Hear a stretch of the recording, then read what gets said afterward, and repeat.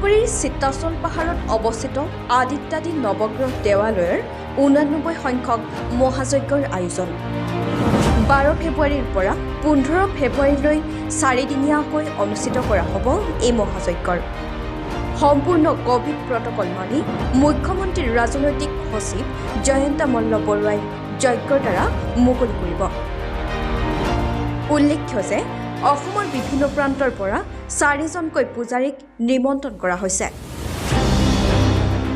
আমাৰ পূজাৰীৰ দ্বাৰাই কৰোঁ। আপোনালোকৰ কাৰোবাৰ কিবা অসুবিধা থাকিলে গ্ৰহ বেয়া থাকিলে আমি যজ্ঞ কৰি পেলাই আমি কৰোঁ, কিন্তু আমাৰ যিহেতু বিশ্ববাসীৰ শান্তিৰ কাৰণে আচলতে বাহিৰৰ পৰা পূজাৰী আনি কৰা হয়। ধৰ্মপ্ৰাণ ৰাইজে দান বৰঙণি প্ৰদান কৰিলে দেৱালয়ৰ ৰচিদ লৈহে দান কৰিবলৈ আহ্বান দেৱালয়ৰ কৰ্তৃপক্ষৰ।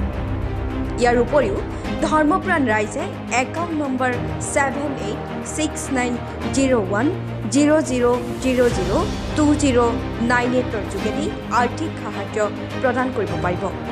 নিউজ ডেস্ক ৰিপৰ্ট বাতৰি 24।